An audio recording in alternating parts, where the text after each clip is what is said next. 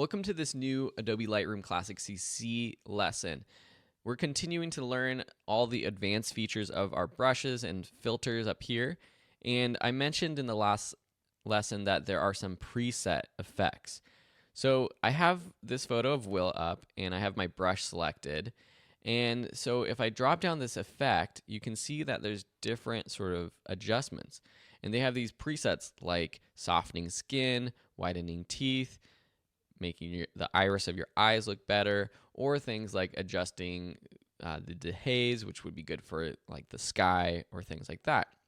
So if I click soften skin, you'll see that preset adjustments have been made. The clarity has been dropped, the sharpness has been increased. And so now I can just take my brush along Will's skin, and this quote unquote makes the skin look better. So if I turn this on and off by pressing the backslash button before or after, you can see that Will's skin has become a little softer. Another way to turn these effects on and off is with this button down here, and that just turns off the adjustments from this brush or from this panel. You can see all of these adjustments down here have this sort of on-off switch on the left-hand side. So that's an easy way to see the softening of skin, which a lot of people like doing some basic adjustments like that. If you don't want it to be so strong, you can just increase the clarity just so it's not as soft.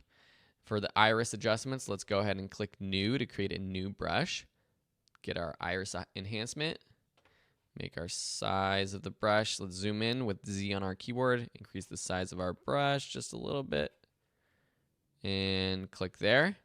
And you can see what it's doing. It's increasing the saturation, the exposure a little bit, and the clarity as well to make it a little sharper. If you want to change sort of the color of an eye, you can click this color button down here. This is kind of similar to our tone adjustment, our split tones.